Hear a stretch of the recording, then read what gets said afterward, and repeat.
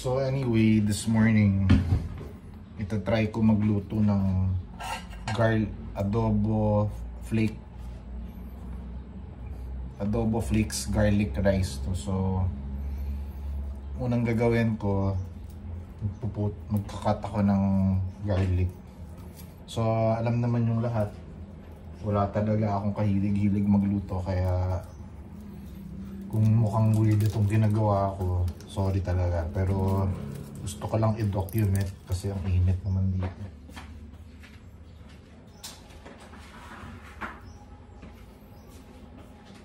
First time ko gagawin itong, ilalagay ko sa blender mamaya lahat ng ingredients para makita natin anong pupuntahan itong plano kong lutuin. Ay putang ina, hindi pala to garlic, sibuyas pala.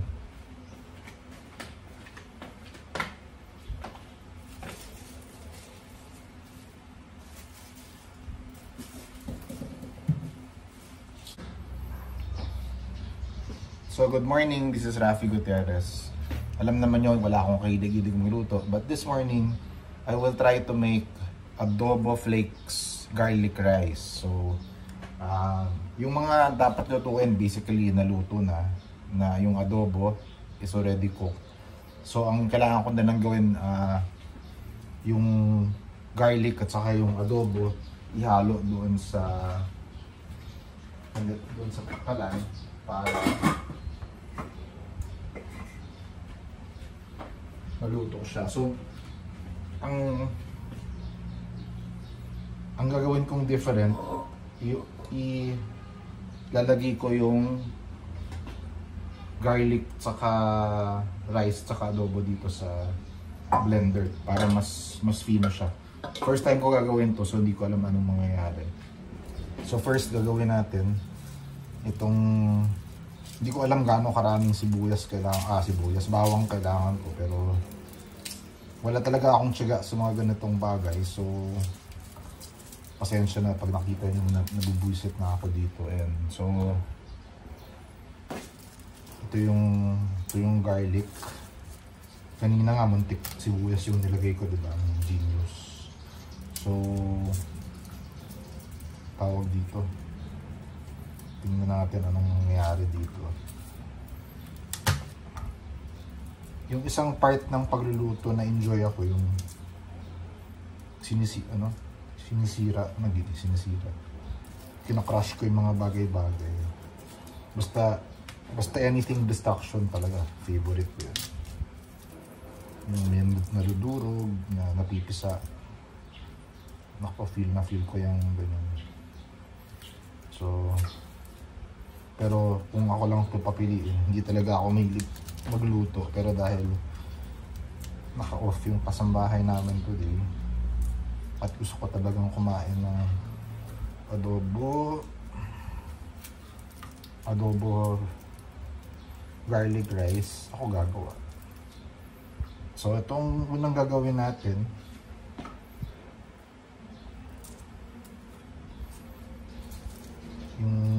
yung bawang. Sana may maka-invento ng ano.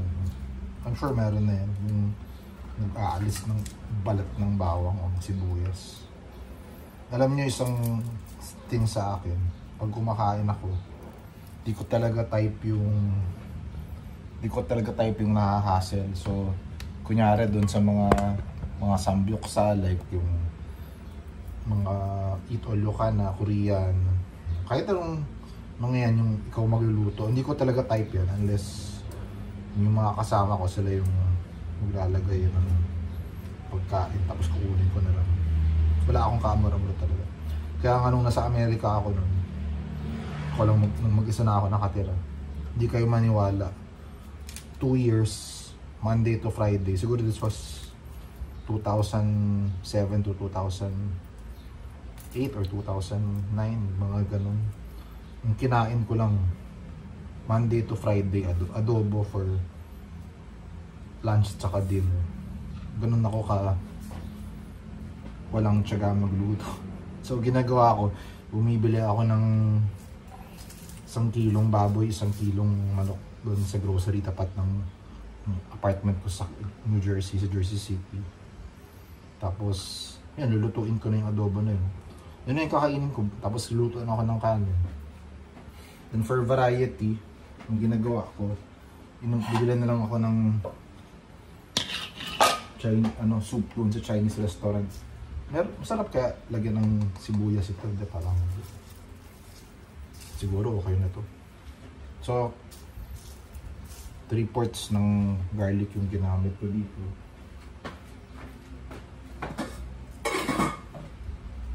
Ito yung adobo.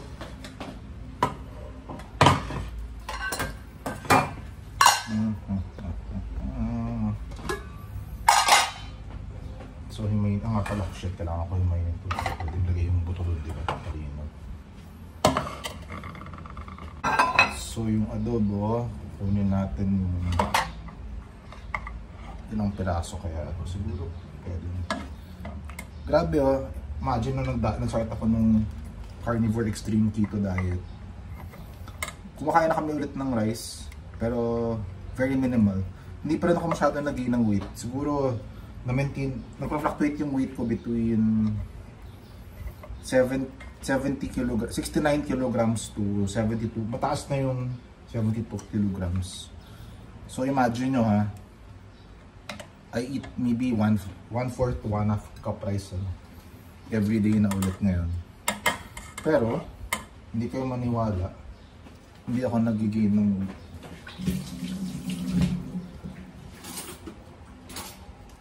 Pero siguro kung umupak ako ulit ng limpak-limpak na kanin, like itong lulutuin ko na kanin guys, yan, ito, abot yan ng 3-4 na meals. Nung araw, kulang pa yan ng isang kainan. Ganun ako kalakas kumain ng kanin. So imagine, paano ko nagawa yung zero rice for siguro almost 3 months yun. Walang kanin, walang tinapay, walang carbs, walang pasta. So pag pumupunta kami ng burger joint, McDonald's, Jollibee or Burger King, natanggal namin yung tinapay ng burger. Ayan. So wala talaga ako tumatanggal to.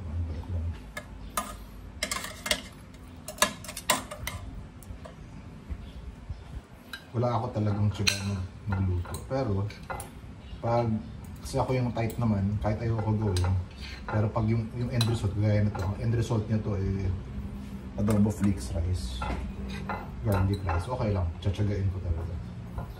Pero kung mayroong pwede sana magluto nito, mas gusto ko magluluto. Alright! So, himay na si adobo. Yung mga maliliit na part, binabalik ko naman yung pwedeng pakain sa aso yung ibang, hindi yung buto, yung laman syempre. Sila Maro kasi allergic sa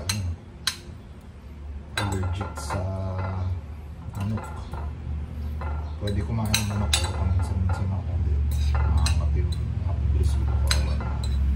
So try ko to, may mga nag-recommend kasi na igisa mo na yung garlic dun sa mga.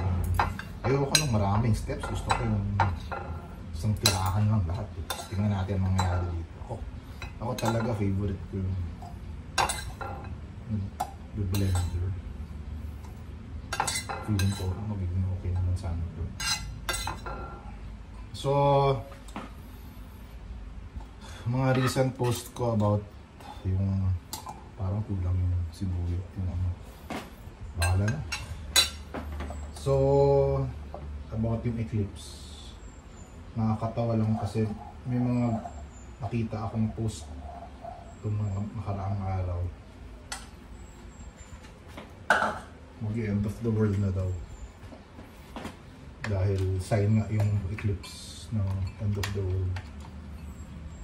Hindi ko maintindihan yung mga naniniwala na yun. Every year na lang mag-end of the world. Hindi pa naman mag-end of the world. Here we go. Sa lahat ng parts ng pag nagluluto ako, ito yung favorite.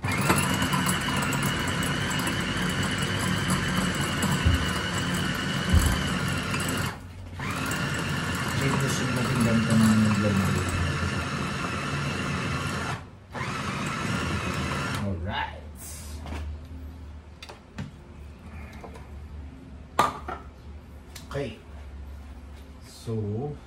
start ko si frying pan. Yung mantika na dito guys, so baka may mag-comment siya. Lagyan mo ng mantika. Mantika na siya.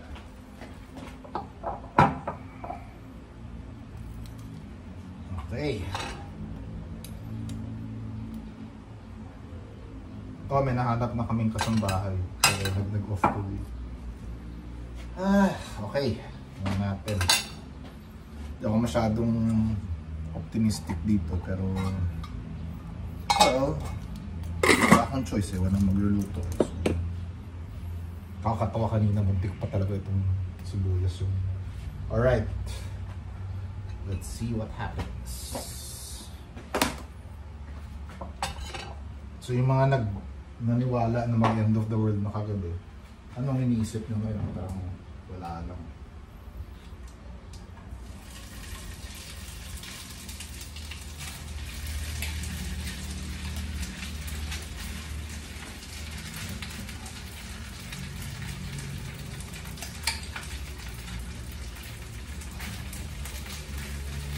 Kung nagluluto rin ako ng mantika, napapakarati ako minsan kasi iniiwasan ko yung ayoko natatalsikan ng mantika.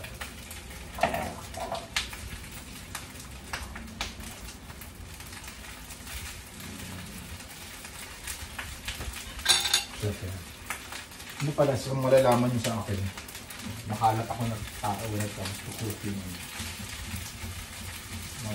Wala lang, makalat lang talaga ako. Pero naglilinis ako ng kuta.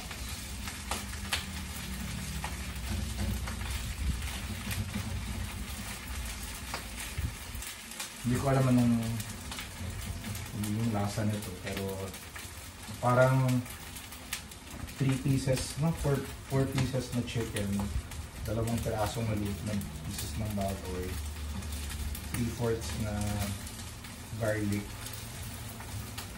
and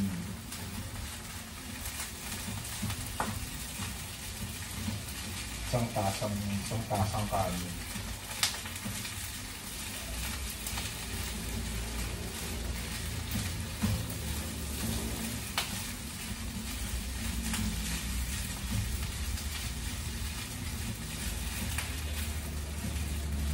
Kung matuloyin ako, luto, linis ng kubeta, mag-configure ng mga computer, mag-tupi ng damit or mag-plan siya. IT pa rin talaga. Pero siguro nagsawa lang ako dahil paglalagay na ng IT. Yun ang tanong, gano'ng katagal, anong sign na tama na dapat itong ginagawa ko. Yan ang problema kung hindi ka culinary, wala kang experience sa culinary. Bahala na. Siguro kung amoy sunog na, doon ako titigil. Shit.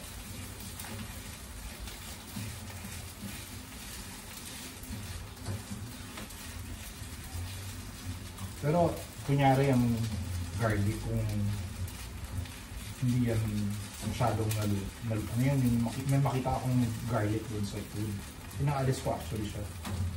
Unless yung sobrang fried na garlic. Hindi ko actually gusto ko nakain ng garlic unless sobrang fried siya. Pero pag yung kakainin ko lang yan as garlic, kunyari sinabi ng doktor na ano siya, way para mag-stop yung sakit.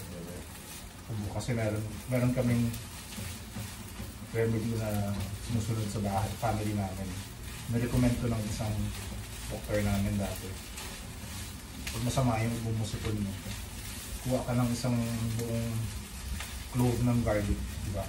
Tapos yun, balatan mo. Tapos pag wala ng balat, yung almost one half. Ano mo siya, lulunukin mo. Hindi mo kailangan kagat. Halo mo sa, kakainin mo sis. Ayun talaga, nakakatulong kasi mas mabilis mawawala yung ubo mo sa pulmo or sakit ng lalamunan. Parang okay na yata ito. So yun yung naging itsura niya. Tapos, lalagay ko doon sa taas ng fried egg.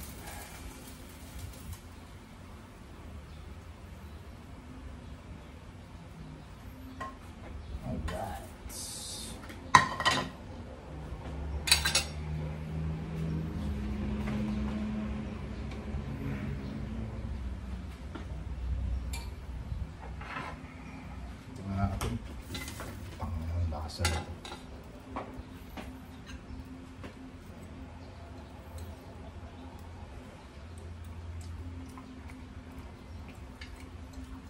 Pwede.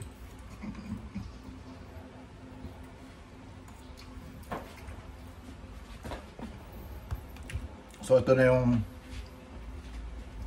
putang ano, tsura niya. Adobo garlic fried rice.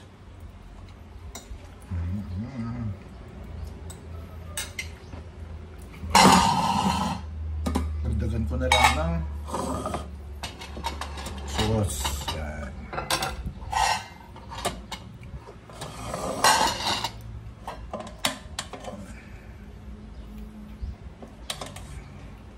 Success!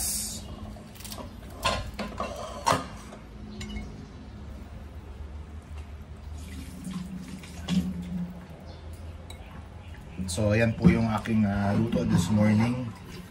Adobo garlic fried rice na binelender. See ya!